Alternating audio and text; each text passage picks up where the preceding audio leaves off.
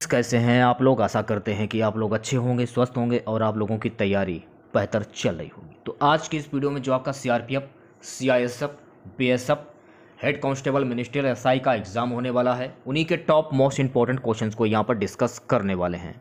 तो वीडियो काफ़ी इंपॉर्टेंट है आप लोगों के लिए, तो इस वीडियो को पूरा जरूर देखिए। वीडियो अच्छा लगे तो प्लीज़ वीडियो को लाइक और शेयर जरूर करें। जिन बच्चों ने चैनल को सब्सक्राइब नहीं किया है तो प्लीज़ चैनल को सब्सक्राइब करके नोटिफिकेशन बेल ऑन करना ना भूलें। तो चलिए स्टार्ट करते हैं आज का वीडियो। आज के सेशन में पहला क्वेश्चन, भारतीय रिजर्व बैंक का मुख्यालय कहां पर स्थित है? New Delhi, Mumbai, Kolkata, Chennai. B option correct हो जाएगा। भारतीय रिजर्व बैंक का मुख्यालय मुंबई में स्थित है। महत्वपूर्ण फैक्ट जान लीजिए, ये तो मैंने आप लोगों को बता दिया है कि आरबीआई का मुख्यालय मुंबई में स्थित है। अगर पेपर में पूछा जाए कि आरबीआई की स्थापना कब हुई थी, तो आरबीआई की स्थापना 1 अप्रैल 1935 को भारतीय रिजर्व बैंक अधिनियम 1934 के तहत हुई थी। अगर पेपर में पूछा जाए रिजर्व बैंक के वर्तमान गवर्नर कौन है, तो आरबीआई के वर्तमान गवर्नर हैं श्री शक्तिकांता दास। ये आरबीआई के 25वें गवर्नर हैं, ये भी आपको ध्यान में रखना है। अगर पेपर में पूछा जाए कि भारतीय रिजर्व बैंक के पहले गवर्नर कौन है, तो आपको ध्यान रखना है कि सर ओर्सबोन स्मिथ आरबीआई के पहले गवर्नर थे और सीडी देशमुख आरबीआई के पहले भारतीय गवर्नर थे। यह देश की मुद्रा और ऋण प्रणाली को संचालित करता है। इसे बैंकर्स बैंक ऑफ इंडिया भी कहा जाता है। देखिए, एक पॉइंट आपको यहाँ पे एक चीज़ और ध्यान में रखनी है कि भारतीय रिजर्व बैंक को बैंकर्स बैंक ऑफ इंडिया के नाम से भी जाना जाता है। ये फैक्ट आपको और भी याद रखना है कि ये मौद्रिक नीति तैयार करता है और लागू करता है और निगरानी भी करता है। ये भी फैक्ट आपको ध्यान में रखना है। अगला क्वेश्चन देखिएगा, बरौनी निम्न में से किस उद्योग के लिए प्रसिद्ध है? तेल शोधन उद्योग, चमड़ा उद्योग, लौह इस्पात उद्योग, कागज उद्योग। ए ऑप्शन करेक्ट हो जाएगा, तेल शोधन उद्योग। अगला क्वेश्चन देखिएगा, अगला क्वेश्चन है इसकी, प्रतिहार स्वयं को खालिस्तान का वंशज मानते थे जो राम के प्रतिहार अर्थात द्वारपाल थे? Surya, Chandra, Lakshman, Hanuman. C option correct हो जाएगा, लक्ष्मण। अगला क्वेश्चन देखिएगा, अगला क्वेश्चन है इसकी, बंगाल का द्वैध शासन कब से कब तक चला? 1757 से 1767 तक, 1764 से 1793 तक, 1765 से 1772 तक, 1760 से 1793 तक। तो सी ऑप्शन करेक्ट हो जाएगा, 1765 से 1772 तक। महत्वपूर्ण फैक्ट जान लीजिए जो कि आपकी परीक्षा की दृष्टि से काफ़ी इंपॉर्टेंट हैं। अगर पेपर में पूछा जाए कि भारत में द्वैध शासन प्रणाली की शुरुआत किसने की थी, तो आपको ध्यान में रखना है कि भारत में द्वैध शासन प्रणाली की शुरुआत रॉबर्ट क्लाइव ने की थी। इसने 1765 में बंगाल में द्वैध शासन प्रणाली की शुरुआत की और इसे 1772 तक जारी रखा। यह भी फैक्ट आपको ध्यान में रखना है। एक पॉइंट आपको और भी ध्यान रखना है कि रॉबर्ट क्लाइव को ब्रिटिश भारत का बाबर भी कहा जाता है। अगर पेपर में पूछा जाए कि ब्रिटिश भारत का बाबर किसे कहा जाता है, रॉबर्ट क्लाइव को कहा जाता है। वॉरेन हेस्टिंग के बारे में जान लीजिए आप लोग, क्योंकि वॉरेन हेस्टिंग से भी क्वेश्चन पूछ लिए जाते हैं परीक्षा में। वॉरेन हेस्टिंग एकमात्र गवर्नर है जिस पर भारत में ब्रिटिश सरकार द्वारा महाभियोग लाया गया था। वॉरेन हेस्टिंग ने 1772 में द्वैध शासन व्यवस्था को समाप्त कर दिया था। अगर पेपर में पूछा जाए कि द्वैध शासन व्यवस्था को किसने समाप्त किया था, तो वॉरेन हेस्टिंग ने 1772 ईस्वी में समाप्त किया था। यह आपको ध्यान रखना है। अगर पेपर में पूछा जाए कि भारत में सहायक संधि प्रणाली किसके द्वारा शुरू की गई थी, तो आपको ध्यान में रखना है कि भारत में सहायक संधि प्रणाली लॉर्ड वेलेस्ली द्वारा शुरू की गई थी। अगला क्वेश्चन देखिएगा, राजा राम मोहन राय ने अपने असाधारण काम की खातिर भारतीय इतिहास में अपनी पहचान बनाई। उनका मुख्य काम किस दिशा में था? धर्म को ऊंचा उठाना, समाज सुधार, शिक्षा, अंग्रेजी का परिचय। बी ऑप्शन करेक्ट हो जाएगा, समाज सुधार। छठा क्वेश्चन देखिएगा, अगला क्वेश्चन है इसकी, अब तक लोकसभा में प्रस्तुत अविश्वास प्रस्ताव सर्वाधिक बार किस प्रधानमंत्री की सरकार के खिलाफ रखे गए हैं? Jawaharlal Nehru, Lal Bahadur Shastri, Indira Gandhi, Atal Bihari Vajpayee. C option correct हो जाएगा, इंदिरा गांधी। नेक्स्ट क्वेश्चन देखेगा, निम्नलिखित में से किस भाषा को भारतीय संविधान की 8वीं अनुसूची में शामिल नहीं किया गया है? Asamiya, Bodo, Manipuri, Mizo. D option correct हो जाएगा, मिजो। अगला क्वेश्चन देखेगा, सर्वोच्च न्यायालय के न्यायाधीश के विरुद्ध महाभियोग का प्रस्ताव पारित हो जाने पर पदच्युति का आदेश कौन जारी कर सकता है? सर्वोच्च न्यायालय का मुख्य न्यायाधीश, राष्ट्रपति, लोकसभा अध्यक्ष, मंत्रिपरिषद। बी ऑप्शन करेक्ट हो जाएगा, राष्ट्रपति। इस क्वेश्चन से रिलेटेड एक्स्ट्रा फैक्ट जान लीजिए। सदन के 2/3 सदस्यों द्वारा महाभियोग का प्रस्ताव पारित हो जाने के बाद उसे दूसरे सदन में भेजा जाता है। दोनों सदनों से 2/3 बहुमत से पारित महाभियोग को राष्ट्रपति के पास भेजा जाता है। इसके बाद राष्ट्रपति न्यायाधीश को हटाने का आदेश जारी करते हैं। नेक्स्ट क्वेश्चन देखिएगा गाइस, क्या है अगला क्वेश्चन है कि स्वतंत्र भारत के प्रथम कानून मंत्री कौन थे?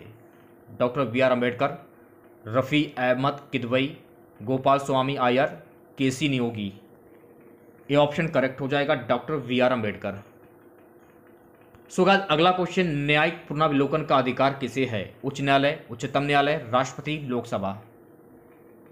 बी ऑप्शन करेक्ट हो जाएगा, उच्चतम न्यायालय। अगला क्वेश्चन देखेगा, सर्वजनीन सार्वभौमिक वयस्क माताधिकार दर्शाता है कि भारत एक ऐसा देश है जो है लोकतांत्रिक, प्रभुत्व संपन्न, धर्मनिरपेक्ष, समाजवादी।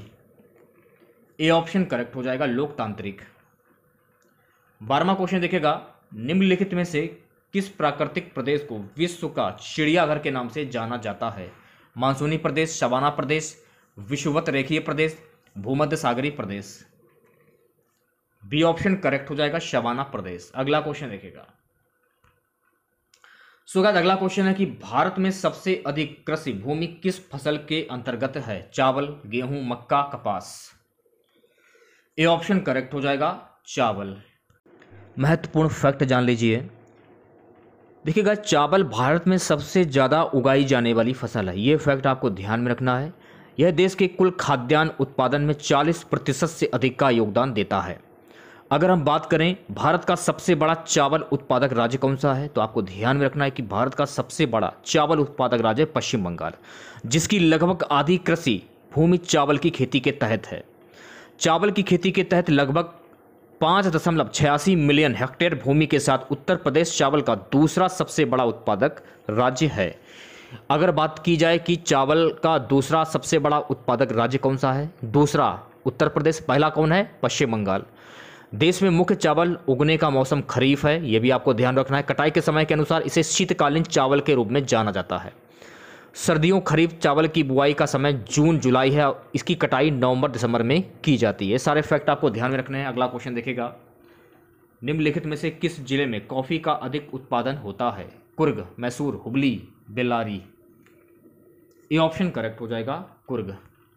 एक क्वेश्चन काफ़ी हाईलाइट रहता है, आप लोगों ने देखा होगा। क्वेश्चन पूछा जाता है इसकी, निम्नलिखित में से कौन सा राज्य भारत में कॉफ़ी का सबसे बड़ा उत्पादक राज्य है? तो कर्नाटक राज्य है। ये आपको ध्यान रखना है। कर्नाटक भारत में कॉफ़ी का सबसे बड़ा उत्पादक है। कर्नाटक राज्य भारत का सबसे बड़ा उत्पादक, ये मैंने आपको बता दिया है। इसका कुल उत्पादन लगभग 445 मैट्रिक टन कॉफ़ी उत्पादक है। ये भी आपको ध्यान रखना है, ठीक है। अगर मैं केरल की बात करूं, देखिए केरल जो है ये भारत में रबड़ का सबसे बड़ा उत्पादक राज्य है। असम चाय का सबसे बड़ा उत्पादक राज्य है। अब आपको एक क्वेश्चन का आंसर आपको कमेंट बॉक्स में ये बताना है कि विश्व की अगर मैं बात करूं तो विश्व में कॉफ़ी का उत्पादन कौन सा देश सबसे ज़्यादा करता है, ये आपको कमेंट बॉक्स में बताना है। अगला क्वेश्चन देखिएगा, लेकोलिथ संबंधित है ज्वालामुखी से, भूकंप से, पर्वत निर्माण से, महाद्वीपीय प्रवाह से। तो सही जवाब हो जाएगा ऑप्शन ए, ज्वालामुखी से। नेक्स्ट क्वेश्चन देखिएगा, अगला क्वेश्चन है गाइस कि भारत में खाना पकाने के लिए विश्व की सबसे बड़ी सौर वाष्प प्रणाली जो है ये कहाँ पर स्थापित की गई है? Mount Abu, Manikaran, mount Thuillier, mount Saramati. सही जवाब हो जाएगा option A, mount Abu. So guys next question देखिएगा, भारत में जल विद्युत शक्ति ग्रह 1857 ईस्वी में भारत में जल विद्युत शक्ति ग्रह 1897 ईस्वी में कहाँ स्थापित किया गया था? शिव समुद्रम, दार्जिलिंग, मोहरा, पायकारा। बी ऑप्शन करेक्ट हो जाएगा, दार्जिलिंग। महत्वपूर्ण फैक्ट जान लीजिए। देखिएगा, भारत में पहला जल विद्युत शक्ति 1897 में दार्जिलिंग, पश्चिम बंगाल के सिद्रापोग में स्थापित किया गया था। इसकी क्षमता 130 मेगावाट थी। अब देखिए, ऑप्शन में दार्जिलिंग दिया जा रहा है, पश्चिम बंगाल नहीं है। अगर ऑप्शन में पश्चिम बंगाल हो तो आप उस पर भी टिक कर सकते हैं, ठीक है। और ये कहाँ पर स्थापित किया गया है, ये भी पेपर में पूछा जा सकता है। तो ये स्थापित किया गया है सिद्रापोग। सिद्रापोग एक बार आप लोग देख लीजिए, सिद्रापोग, तो ये स्थापित किया गया है सिद्रापोग में, ठीक है। और इसकी क्षमता 130 मेगावाट की थी, ये भी आपको ध्यान में रखना है, ठीक है। अगला क्वेश्चन देखिएगा। सो अगला क्वेश्चन है कि भारत में सर्वप्रथम पत्र मुद्रा का चलन कब प्रारंभ हुआ था? 1542, 1601, 1680, 1806। इस क्वेश्चन का सही जवाब हो जाएगा ऑप्शन डी 1806। नेक्स्ट क्वेश्चन देखिएगा। न्यूनतम जनसंख्या घनत्व वाला महाद्वीप कौन सा है? Europe, Africa, Asia, Australia. D option correct हो जाएगा, ऑस्ट्रेलिया। कुछ महत्वपूर्ण क्वेश्चन हैं, उन्हें भी जान लीजिए आप लोग। अगर पेपर में पूछा जाए कि विश्व का सबसे बड़ा महाद्वीप कौन सा है, तो विश्व का सबसे बड़ा महाद्वीप है एशिया महाद्वीप। अगर पेपर में पूछा जाए कि विश्व का सबसे बड़ा महाद्वीप एशिया महाद्वीप है, इसमें भारत, चीन, पाकिस्तान, श्रीलंका देश आते हैं। एशिया महाद्वीप का देश चीन विश्व की सबसे ज़्यादा आबादी वाला देश है, लेकिन अब चीन को पछाड़ते हुए भारत सबसे ज़्यादा आबादी वाला देश बन गया है। ये भी फैक्ट आपको ध्यान में रखना है। अगर पेपर में पूछा जाए कि विश्व का सबसे छोटा महाद्वीप कौन सा है, तो ये आपको पता ही है कि विश्व का सबसे छोटा महाद्वीप है ऑस्ट्रेलिया। तो देखिए, विश्व का सबसे छोटा जो महाद्वीप है ये ऑस्ट्रेलिया है, ये तो आपको पता चल गया। अगर ऑस्ट्रेलिया की मैं बात करूं तो ऑस्ट्रेलिया देश का राष्ट्रीय पशु कौन है? कंगारू। ऑस्ट्रेलिया देश के निवासियों को कंगारू भी कहा जाता है। सबसे बड़ा महासागर कौन सा है? तो सबसे बड़ा महासागर है प्रशांत महासागर। तो ये सारे क्वेश्चन आपको याद करना है, जो कि आपकी परीक्षा की दृष्टि से काफ़ी इंपॉर्टेंट है। 20वां क्वेश्चन देखिएगा गाइस, क्या है? 20वां क्वेश्चन है गाइस कि भारत की सबसे लंबी नदी जिसका उद्गम तथा मुहाना दोनों भारतीय क्षेत्र में स्थित है? गंगा, गोदावरी, ब्रह्मपुत्र, नर्मदा। तो बी ऑप्शन करेक्ट हो जाएगा, गोदावरी। नेक्स्ट क्वेश्चन देखिएगा गाइस। पृथ्वी के धरातल से ऊपर की ओर वायुमंडल के विभिन्न स्तरों का सही अनुक्रम क्या है? इस क्वेश्चन का सही जवाब हो जाएगा सी ऑप्शन, क्षोभमंडल, समतापमंडल, मध्यमंडल, आयनमंडल। सो गाइस नेक्स्ट क्वेश्चन देखिएगा। किसने एक तरफ संस्कृत मुद्रा लेख के साथ चांदी के सिक्के निर्गत किए? Muhammad bin Qasim, Mahmud Ghaznavi, Sher Shah, Akbar. B option correct हो जाएगा, महमूद गजनवी। महत्वपूर्ण फैक्ट जान लीजिए। महमूद गजनवी ने चांदी के सिक्के द्रहम निर्माण करवाए, जिसकी एक तरफ मुद्रा लेख पर अंकित संस्कृत भाषा में लिखा गया तथा इसी मुद्रा के दूसरी तरफ अरबी भाषा में लिखा गया। इसके सिक्कों का वजन 30.0 ग्राम था, ये आपको ध्यान में रखना है। अगला क्वेश्चन देखिएगा। जिसके ग्रंथ में चंद्रगुप्त मौर्य का विशिष्ट रूप से वर्णन हुआ है वह है भास, शूद्रक, विशाखदत्त, अश्वघोष। सी ऑप्शन करेक्ट हो जाएगा, विशाखदत्त। महत्वपूर्ण फैक्ट जान लीजिए। विशाखदत्त में चंद्रगुप्त मौर्य का विशिष्ट रूप से वर्णन हुआ है। ब्राह्मण साहित्य और विशाखदत्त द्वारा रचित मुद्रा राक्षस आदि के आधार पर चंद्रगुप्त को शुद्ध माना गया, किंतु इस मत को भी स्वीकार नहीं किया गया, क्योंकि चंद्रगुप्त मौर्य को अपने साम्राज्य निर्माण चाणक्य के अपार सहायता से प्राप्त हुई थी। अगला क्वेश्चन देखिएगा गाइस, क्या है? नेक्स्ट क्वेश्चन है गाइस कि प्रथम पिछड़ा वर्ग आयोग का गठन कब किया गया? 1950, 1951, 1953, 1957। सही जवाब हो जाएगा ऑप्शन सी, 1953। पूरी डेट आपको याद करनी है। पूरी डेट है 29 जनवरी 1953। पूरी डेट याद कर लीजिए, क्योंकि पेपर में ऑप्शन में पूरी डेट भी लिखा हुआ आ सकता है। 29 जनवरी 1953 याद कर लीजिए। और राष्ट्रपति आदेश द्वारा काका कालेलकर की अध्यक्षता में की गई थी। पिछड़ा वर्ग आयोग की स्थापना 29 जनवरी 1953 को राष्ट्रपति आदेश द्वारा काका कालेलकर की अध्यक्षता में की गई थी। अगर पूछा जाए कि पिछड़ा वर्ग आयोग की जो स्थापना की गई थी राष्ट्रपति के आदेश के द्वारा किसकी अध्यक्षता में की गई थी, तो काका कालेलकर के अध्यक्षता में की गई थी। ये आपको ध्यान में रखना है। इसे प्रथम पिछड़ा वर्ग आयोग 1955 या काका कालेलकर आयोग के नाम से भी जाना जाता है। ये आपको ध्यान में रखना है, ठीक है। अगला क्वेश्चन दिखेगा। तीसरे आंग्ल मैसूर युद्ध को रोकने के लिए टीपू सुल्तान ने अंग्रेजों के साथ कौन सी संधि की? मैंगलोर की संधि, श्रीरंगपट्टनम की संधि, मैसूर की संधि, बिदनूर की संधि। तो सही जवाब हो जाएगा ऑप्शन बी, श्रीरंगपट्टनम की संधि। महत्वपूर्ण फैक्ट जान लीजिए। अगर पेपर में पूछा जाए कि तीसरा एंग्लो मैसूर युद्ध ये कब हुआ था और कहां पर हुआ था, तो तीसरा एंग्लो मैसूर युद्ध 1790 से 92 ईस्वी में श्रीरंगपट्टनम में हुआ था। ये आपको ध्यान में रखना है। ये टीपू सुल्तान और कॉर्नवालिस द्वारा हस्ताक्षरित किया गया था। संधि के अनुसार टीपू के क्षेत्रों में से आधे को छीन लिया गया और मराठों, अंग्रेजी और निजाम के बीच विभाजित कर दिया गया। ये आपको ध्यान में रखना है, ठीक है। जो फैक्ट मैं आपको बता रहा हूँ उन्हें अच्छे से याद करते चलिए। अगला क्वेश्चन देखिएगा क्या है। मुगल स्थापत्य कला के संदर्भ में पिट्रा ड्यूरा का अर्थ क्या है? बहुत ही इंपॉर्टेंट क्वेश्चन है परीक्षा की दृष्टि से, तो ए ऑप्शन करेक्ट हो जाएगा। संगमरमर के पत्थर पर जवाहरात से की गई जड़ावट। अगला क्वेश्चन देखिएगा। नरसिंह मेहता खालिस्तान के प्रसिद्ध संत थे। Gujarat, Maharashtra, Rajasthan, Bihar. A option correct हो जाएगा, गुजरात। अगला क्वेश्चन है गाइस कि निम्नलिखित में से कौन सी चट्टान सबसे अधिक शक्ति का स्रोत होती है? अपशादी, अरूपांतरित, ज्वालामुखी, आग्नेय। ए ऑप्शन करेक्ट हो जाएगा, अपशादी। सो गाइस अगला क्वेश्चन, जागीरदारी संकट सर्वप्रथम किस मुगल बादशाह के शासनकाल में उत्पन्न हुई? जहांगीर, शाहजहां, औरंगजेब, बहादुर शाह। सी ऑप्शन करेक्ट हो जाएगा, औरंगजेब। नेक्स्ट क्वेश्चन देखेगा। निम्न इतिहासकारों में किसने अकबर को इस्लाम का शत्रु कहा? इस्लाम का शत्रु कहा था बदायूनी ने, तो बी ऑप्शन करेक्ट हो जाएगा। अगर मैं बात करूं कि दास प्रथा, जो दास प्रथा था इसको किसने खत्म, ये दास प्रथा का जो अंत है ये कब हुआ था? दास प्रथा का अंत जो है 1562 ईस्वी में हुआ था। और हल्दी घाटी का युद्ध कब हुआ था? ये हुआ था राणा सांगा और अकबर के बीच में 1576 में। ये भी फैक्ट आपको ध्यान में रखना है। दीन ए इलाही की स्थापना किसने की थी? तो दीन ए इलाही की स्थापना अकबर ने 1582 ईस्वी में की थी। जजिया कर को कब समाप्त किया गया था और किसके द्वारा? तो जजिया कर को 1564 ईस्वी में अकबर के द्वारा समाप्त किया गया था। तो ये सारे फैक्ट आपको ध्यान में रखने हैं जो कि आपकी परीक्षा की दृष्टि से काफी इंपॉर्टेंट है। सोगा अगला क्वेश्चन, अकबर के संरक्षक बैरम खान का पतन हुआ था 1556 ईस्वी में, 1565 ईस्वी में, 1560 ईस्वी में, 1670 ईस्वी में। सी ऑप्शन करेक्ट हो जाएगा, 1560 ईस्वी में। अगला क्वेश्चन, मेगस्थनीज की पुस्तक का नाम क्या है? अर्थशास्त्र, ऋग्वेद, पुराण, इंडिका। मेगस्थनीज की पुस्तक का नाम है इंडिका, तो डी ऑप्शन करेक्ट हो जाएगा। नेक्स्ट क्वेश्चन देखिएगा। किस उभयलिंगी पशु में पर निषेचन किया जाता है? हाइड्रा, एस्कारिस, केचुआ, रेशम कीट। इस क्वेश्चन का सही जवाब हो जाएगा ऑप्शन सी, केचुआ।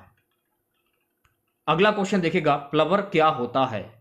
प्लवर क्या होता है? बी ऑप्शन करेक्ट हो जाएगा, शंग बशा की परत।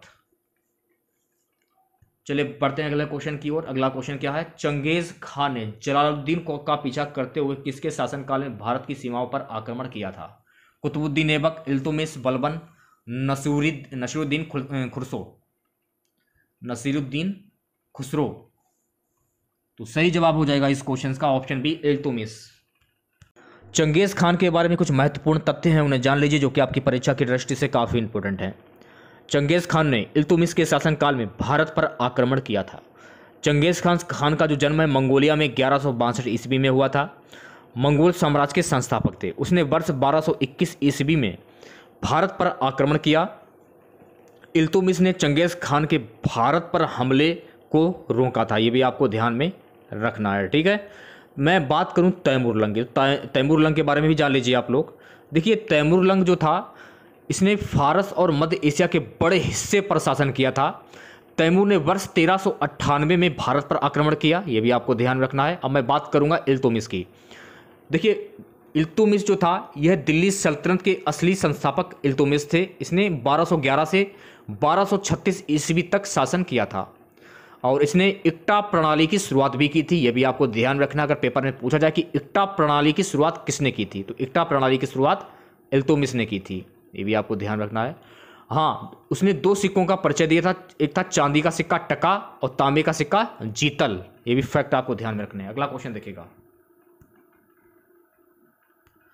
अगला क्वेश्चन है कि भारतीय प्रतीक का उत्कीर्ण सत्यमेव जयते लिया गया है। भारतीय प्रतीक का उत्कीर्ण सत्यमेव जयते ये लिया गया है मुंडकोपनिषद से, तो डी ऑप्शन करेक्ट हो जाएगा। महत्वपूर्ण फैक्ट जान लीजिए। देखिए गाइस, जो सत्यमेव जयते है ये भारत का राष्ट्रीय आदर्श वाक्य है। इसका अर्थ होता है सत्य ही जीतता है, सत्य की ही जीत होती है।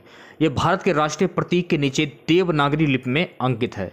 सत्यमेव जयते मूलतः मुंडक उपनिषद का सर्वज्ञात मंत्र भी है, यह भी आपको ध्यान में रखना है, ठीक है। अगला क्वेश्चन देखिएगा, निम्न में से कौन सा भारत के लिए चुनौती पैदा नहीं करता? सही जवाब हो जाएगा ऑप्शन सी, समाजवाद। गाइस एक क्वेश्चन काफ़ी हाईलाइट रहता है और काफ़ी बार परीक्षा में पूछा भी गया है। परीक्षा में एक क्वेश्चन ये पूछा जा सकता है कि भारत का कौन सा प्रावधान संसद को एक नया राज्य स्थापित करने की शक्ति प्रदान करता है? अनुच्छेद 2 और 3, ये आपको ध्यान में रखना है, ठीक है। अगला क्वेश्चन देखिएगा 39वां। अगला क्वेश्चन है गाइस कि निम्न में से कौन सी समिति संसद की स्थायी समिति नहीं है? लोक लेखा समिति, प्राक्कलन समिति, लोक उपकरण समिति, वित्त मंत्रालय की परामर्शदात्री समिति। तो सही जवाब हो जाएगा ऑप्शन डी, वित्त मंत्रालय की परामर्शदात्री समिति। 40वां क्वेश्चन देखेगा, निम्न में से कौन सा देश एक दलीय प्रणाली अपना रहा है? मंगोलिया, स्पेन, चिली, चीन। डी ऑप्शन करेक्ट हो जाएगा, चीन। नेक्स्ट क्वेश्चन देखिएगा, कौन सा पर्वत हिमालय श्रृंखला का अंग नहीं है? अरावली, कुनलुन, कराकोरम, हिंदुकुंज। तो सही जवाब हो जाएगा ऑप्शन ए, अरावली। अगला क्वेश्चन देखिएगा गाइस कि मृदुमलाई पशु विहार प्रसिद्ध है। मृदुमलाई पशु विहार प्रसिद्ध है, सही जवाब हो जाएगा हाथियों के लिए। डी ऑप्शन करेक्ट हो जाएगा। देखिए गाइस यहाँ से एक क्वेश्चन पूछा जा सकता है कि मृदुमलाई पशु विहार जो है ये किस राज्य में स्थित है? तो ये तमिलनाडु में स्थित है। ये तो मैंने आप लोगों को बता दिया कि मृदुमलाई नेशनल पार्क जो है ये तमिलनाडु में स्थित है। और भी कुछ महत्वपूर्ण फैक्ट हैं उन्हें भी जान लीजिए। ये केरल और कर्नाटक राज्यों के साथ अपनी सीमाएं साझा करता है, ये भी आपको ध्यान में रखना है। ये 6000 वर्ग किलोमीटर पश्चिमी घाट नीलगिरी उप क्लस्टर जिसमें मृदुमलाई नेशनल पार्क भी शामिल है, यूनेस्को की विश्व धरोहर समिति द्वारा विश्व धरोहर स्थल के रूप में ये विख्यात है, ये भी आपको ध्यान में रखना है। अगला क्वेश्चन देखिएगा, श्रृंगेरी, बद्रीनाथ, द्वारिका और पुरी में 4 मठ स्थापित किए गए थे। रामानुज द्वारा, अशोक द्वारा, आदि शंकराचार्य द्वारा, माधव विराग द्वारा। तो सही जवाब हो जाएगा इस क्वेश्चन का आदि शंकराचार्य द्वारा। सी ऑप्शन करेक्ट हो जाएगा। इस क्वेश्चन से महत्वपूर्ण फैक्ट जान लीजिए जो भी बन रहे हैं। आदि शंकराचार्य ने 4 मठों श्रृंगेरी, बद्रीनाथ, द्वारका तथा पुरी को स्थापित किया था तथा उनमें मठाधीशों की नियुक्ति की जो बाद में स्वयं शंकराचार्य कहलाने लगे। स्मार्त संप्रदाय में शंकराचार्य शंकर के अवतार माने जाते हैं। उन्होंने ब्रह्मसूत्री की बड़ी ही विशद और रोचक व्याख्या प्रस्तुत की, वेदांत का भी प्रसार किया है, यह भी आपको ध्यान में रखना है। अगला क्वेश्चन देखिएगा, डीएनए के कोडकरण खंड को क्या कहा जाता है? तो सही जवाब हो जाएगा इस क्वेश्चन का ऑप्शन डी, एक्सॉन। महत्वपूर्ण फैक्ट जान लीजिए, डीएनए के कोडिंग सेगमेंट को एक्सॉन कहा जाता है। जीन के भीतर डीएनए का एक खंड जो एक अनुक्रम को अंत में एक प्रोटीन उत्पाद से अनुपादित करता है। जीन और व्यक्ति के दौरान डीएनए एमआरएनए में अनुवादित हो जाता है जिसमें कोडिंग और गैर कोडिंग न्यूक्लियोटाइड ट्रिक होते हैं, यह भी आपको ध्यान में रखना है, ठीक है। अगला क्वेश्चन देखिएगा गाइस क्या है। अगला क्वेश्चन है गाइस कि वसा में घुलनशील विटामिन कौन कौन से होते हैं? तो वसा में घुलनशील विटामिन है कैल्सीफेरॉल, कैरोटीन, टेकोफेरॉल। तो बी ऑप्शन करेक्ट हो जाएगा। नेक्स्ट क्वेश्चन देखिएगा। अगला क्वेश्चन है कि रेशम का उत्पादन किससे होता है? रेशम का उत्पादन जो है गाइस ये होता है रेशम कीट के लार्वा से। तो सी ऑप्शन करेक्ट हो जाएगा। महत्वपूर्ण फैक्ट जान लीजिए, रेशम का उत्पादन रेशम कीट के लार्वा से होता है। रेशम कीट अपने प्यूपा अवस्था में शरीर के चारों ओर रेशमी धागा बनाकर अपने को धागे के बीच बंद कर लेता है जिसे कोया कहते हैं। रेशम उत्पादन कृषि आधारित एक कुटीर उद्योग है जिसमें बड़ी मात्रा में रेशम प्राप्त करने के लिए रेशम कीट पालन किया जाता है। कच्चा रेशम बनाने के लिए रेशम के कीटों का पालन सेरीकल्चर या रेशम कीट पालन कहलाता है। ये भी आपको ध्यान में रखना है कि रेशम प्राप्त करने के लिए रेशम कीट का पालन किया जाता है और कच्चा रेशम बनाने के लिए रेशम कीटों का पालन क्या कहलाता है? ये भी पेपर में पूछा जा सकता है कि रेशम के कीटों का पालन कहलाता है सेरीकल्चर। ये आपको ध्यान में रखना है। विश्व का 90% से भी अधिक रेशम एशिया में उत्पादित होता है। रेशम उत्पादन के मामले में भारत चीन के बाद द्वितीय स्थान पर है और साथ ही भारत विश्व में रेशम का सबसे बड़ा उपभोक्ता भी है। भारत में शहतूत रेशम का उत्पादन मुख्यतः कर्नाटक, आंध्र प्रदेश, तमिलनाडु, जम्मू कश्मीर तथा पश्चिम बंगाल में किया जाता है। यह भी आपको ध्यान में रखना है। अगला क्वेश्चन देखिएगा, विधान परिषद के सदस्य कितने वर्षों के लिए निर्वाचित होते हैं? 3 वर्ष, 4 वर्ष, 5 वर्ष या 6 वर्ष? डी ऑप्शन करेक्ट हो जाएगा, 6 वर्ष। महत्वपूर्ण फैक्ट जान लीजिए, एमएलसी का कार्यकाल 6 वर्ष का होता है, ये आपको ध्यान रखना है। राज्य विधान परिषद के 1/3 सदस्य प्रत्येक 2 वर्ष के बाद सेवानिवृत्ति होते हैं। ये व्यवस्था भारत की संसद के उच्च सदन राज्यसभा की तरह समानता रखती है, ये भी आपको ध्यान में रख। नेक्स्ट क्वेश्चन देखिएगा। अगला क्वेश्चन है गाइस कि शासक बनने के बाद 12 अध्यादेश जारी करने वाला मुगल बादशाह था? जहांगीर, औरंगजेब, अकबर, शाहजहां। इस क्वेश्चन का सही जवाब हो जाएगा ऑप्शन ए जहांगीर। अगला क्वेश्चन, प्राचीन भारत का प्रसिद्ध शासक कौन था जिसने अपने जीवन के अंतिम दिनों में जैन धर्म अपना लिया था? समुद्रगुप्त, बिंदुसार, चंद्रगुप्त, अशोक। सही जवाब हो जाएगा ऑप्शन सी चंद्रगुप्त। देखिएगा यहाँ पे आपको एक चीज ध्यान में रखनी है, अगर पेपर में पूछा जाए कि मौर्य साम्राज्य के संस्थापक कौन थे, तो मौर्य साम्राज्य के संस्थापक थे चंद्रगुप्त मौर्य, ये आपको ध्यान में रखना है।